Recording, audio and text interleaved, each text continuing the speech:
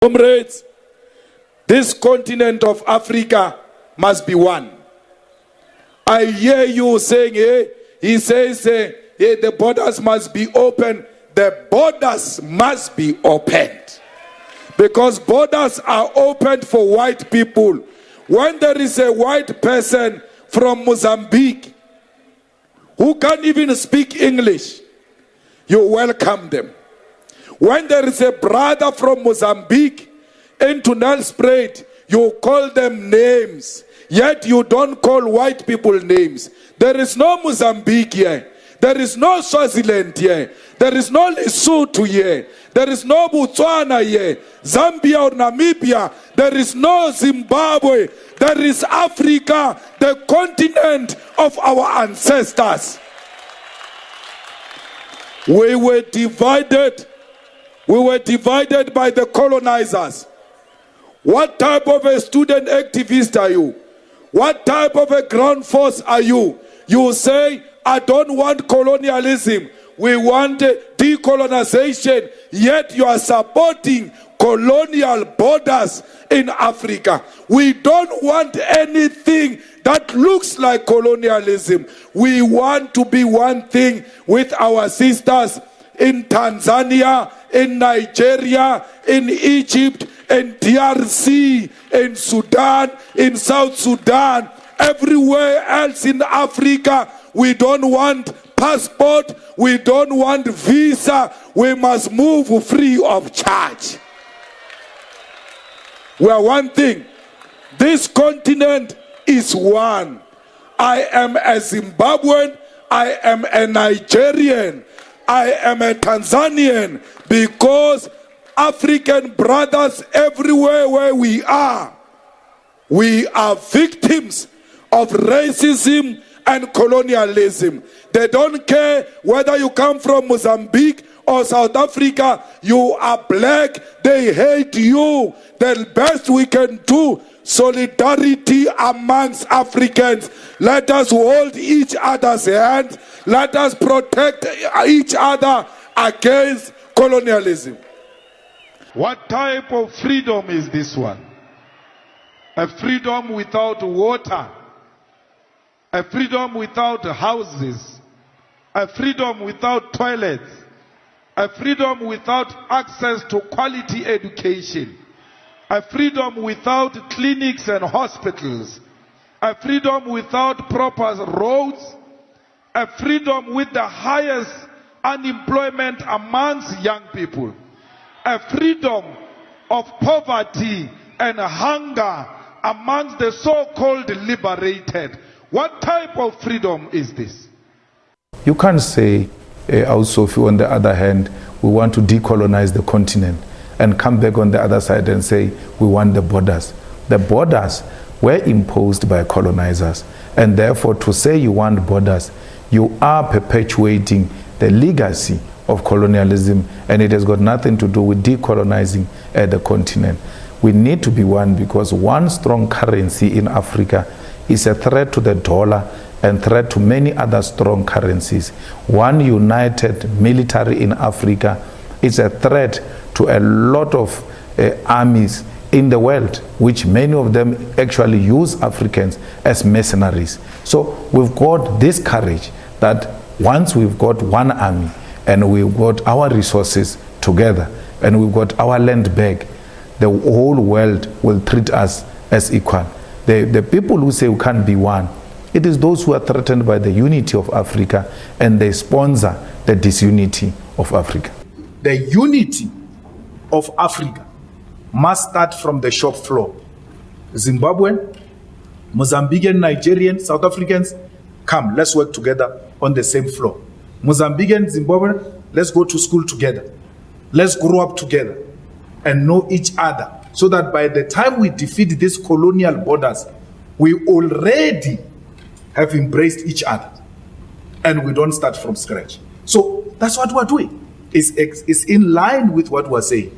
We're saying Africa is one, and let one Africa be seen at Cream Restaurant.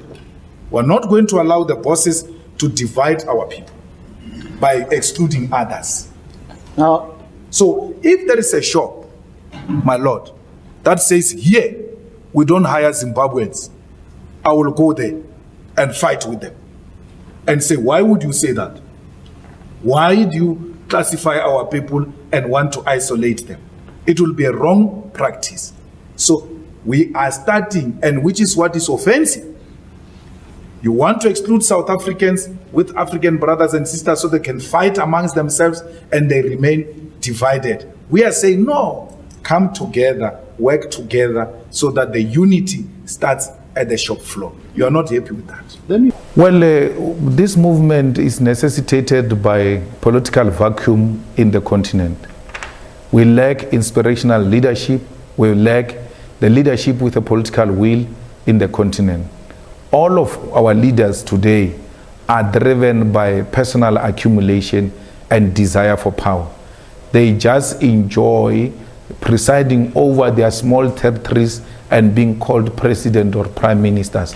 They hold no agenda to unite the continent, protect its minerals, and make sure that the continent is put in the world map as an equal partner to Asia, as an equal partner to Europe and America and the rest of the world. So our mission is to make sure that there is one president in Africa, there is one cabinet in Africa, there is one currency in Africa, there is one military in Africa, and there is one reserve bank for the continent. We need an African command team, highly capacitated and highly sophisticated, to deal with any form of killing of civilians in Africa, because we need to put an end to that nonsensical act where when a person holds a different view, it's a target for assault or killing. We need inspired African solution when it comes to peace and economic development of our continent. We need the land of Africa, both under Francophones and Anglophones, owned by the people of Africa and stopping to see each other through the eyes of our colonizers. That's all what we want as the EFF. We are a younger generation, we are an inspired generation, and we are no longer our parents, and they must stop treating us the same way they treated our parents. It is not, because we are inspired by them. I think Kwame Nkrumah inspired a lot of African movements and organizations, although their outcomes were not what he would have required, but something came out of his effort. The brother leader was necessarily killed for that, because if you look at Libya, it was one of the most successful countries, despite the fact that there will be questions about the leadership style.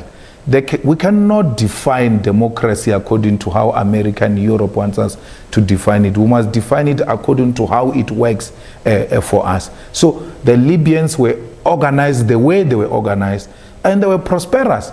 Look, today the NATO forces, together with America, they've destroyed a potential African country, which should have inspired many other countries.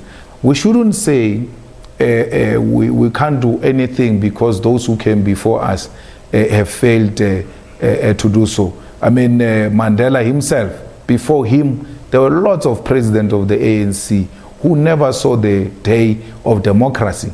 But inspired by their efforts, he himself continued to fight and ushered us into a democratic dispensation in 1994. We thank him for that, and we thank those who came before him. In the same way, we thank Nkrumah, and we thank Gaddafi, we thank Mugabe and President Mandela and O.R. Tambo for having inspired us to continue their legacy.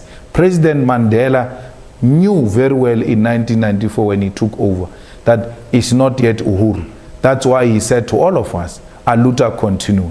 If he knew that was the end of the struggle, he would have said, "Aluta continue." So we are inspired by his words that the struggle continues, and we're continuing that struggle.